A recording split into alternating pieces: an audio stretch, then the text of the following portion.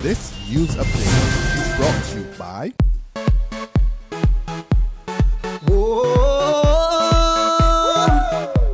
I'm happy. Now I'm gonna take my time. I'm happy. Enjoying myself with lime. I'm happy. Escape from reality. Yay! And let lime take care of me. We're just happy and smiling, doing almost anything, having fun and just living. Shopping, chilling, everything. Get happy with Barbados' largest and fastest 4G network. Activate any Lime prepaid or postpaid mobile plan today.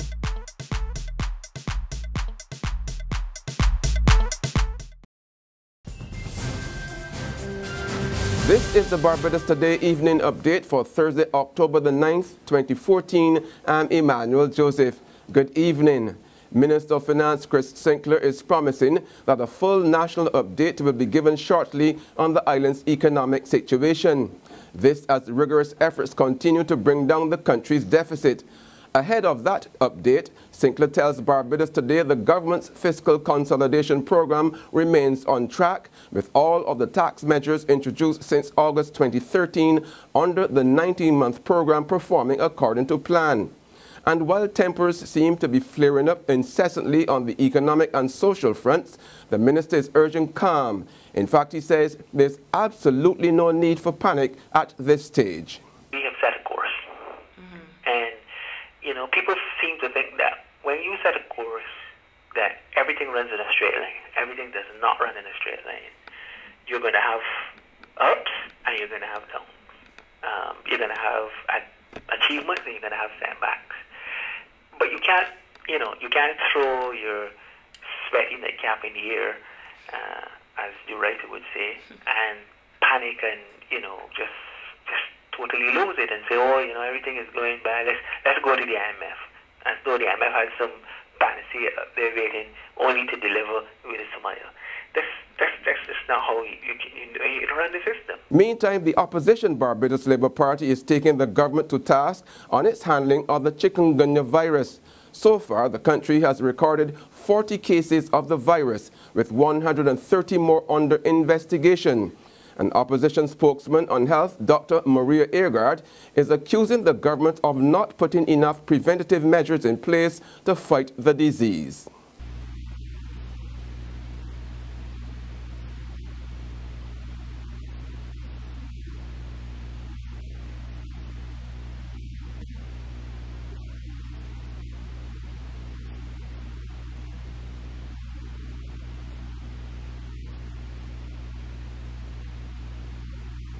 Tensions run high at the Barbados Community College today as General Secretary of the National Union of Public Workers, Dennis Clark, demanded what he says was his right to meet with workers on the school premises. So look, Mr. Best, you want me off your place? Send the security and put me off. Send the security and put me off. Or bring the police and put me off. I have a right to meet with my members on this premises. And if you don't want me to meet with them on this premises, send for the police and put me off. I have no problem with that. That heated exchange with Principal Dr. Gladstone Best took place even before Clark met with 100 BCC employees to deal with concerns over management's plans to cut costs through retrenchment. At that meeting, the workers agreed they would take industrial action on Tuesday if BCC's management did not meet with their bargaining agent on the Monday to discuss the staff concerns. If I do not get a meeting urgently with Mr. Best and the chairman and my friend Celie, who was supposed to do this and do that, well, we can have to start bring to work this off hills and let me demonstrate them at meeting. Because we be coming here talking all the time. Every time we come, we talk, there's a promise. We go away hopeful, and then next thing you know, the promises are broken, or they're not being kept. After 13 days behind bars, businessman Rodney Wilkinson was today granted bail by the High Court in the sum of $1.5 million, but will remain on remand at Her Majesty's Prison at Dodds St. Philip until the court assesses his sureties. Wilkinson, who's facing 67 counts of criminal deception, primarily involving Globe Finance Inc. and NASCO Finance, was allowed bail by Madam Justice Maureen Crane Scott after his attorney, Marlon Gordon, successfully applied to the Supreme Court today. Barbados Today understands that Madam Justice Crane Scott attached several conditions to his bail. He is permitted to have any number of sureties. He must report to the District A police station on Mondays, Wednesdays and Fridays while waiting to reappear in the Magistrates Court on October the 24th, and he had to surrender his travel documents. The prosecution had earlier objected to bail today, arguing that the accused might not return to court. There's regional and international news after this short break. Hi, I'm Red Plastic Bag. Anyone who knows me knows I don't like cold.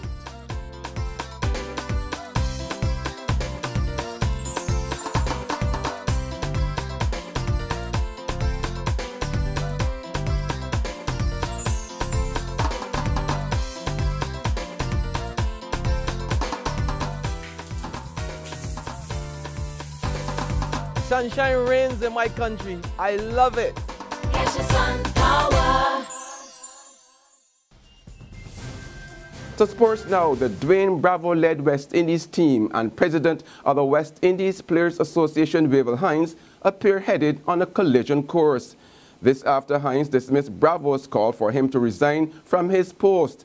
Hines is adamant that Bravo and the players had no authority to ask his resignation, adding that there was a process embedded in the WIPA's Memorandum and Articles of Association regarding the election and removal of officers.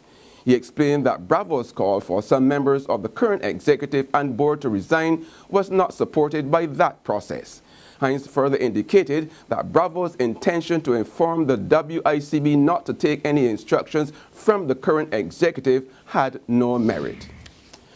Over in the Caribbean, the former premier of the Cayman Islands has been freed of corruption charges. Today, a 7-member jury found Makiva Bush, who is now the opposition leader, not guilty of all 11 charges against him. Bush was arrested in December 2012 for misconduct in public office and a breach of the public's trust. It is alleged that former premier used money from the public purse to gamble at slot machines in the U.S. and the Bahamas between 2009 and 2010. Bush had always maintained his innocence. Where in the world is Kim Jong-un? The big question in North Korea today, as the 31-year-old leader failed to show up for celebrations marking the anniversary of his father's election to the Workers' Party yesterday. North Korean leader Kim Jong-un has never been one to shy away from the camera, which makes his more than 1 month's absence from public all the more notable. A visible limp and state acknowledgement of his, quote, discomfort, pointing to health issues. There are reports that he's hurt his ankles. We've seen a lot of tapes of him limping pretty severely. You know, if Kim Jong-un has to be on crutches, that might be an image that North Korea doesn't want to show to the rest of the world. Kim's second-in-command and other high-ranking officials turning up in Seoul over the weekend, while both surprising and significant, probably lays waste to breathless speculation of a coup. Although the delegation reportedly told their southern counterparts the Supreme Leader wasn't even sick. And that CNN report brings us to the end of our Barbados Today evening update. We will be back again in the morning. Until then, remember to log on to www.barbadostoday.bb, subscribe to our e-paper and email updates, or like us on Facebook. You can also catch us on Izumi Media in bus terminals or Screenplay at supermarkets and gas stations near you. Also tune in to Channel 101 on Lime TV to get all the latest news and sports. I'm Emmanuel Joseph. Have a great evening. This news update is brought to you by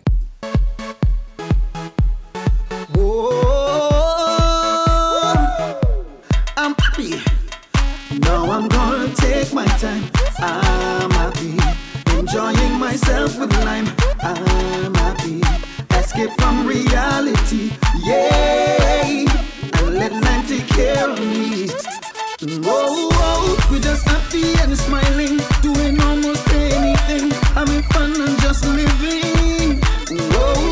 Shopping, chilling, everything. Get happy with Barbados' largest and fastest 4G network. Activate any Lime prepaid or postpaid mobile plan today.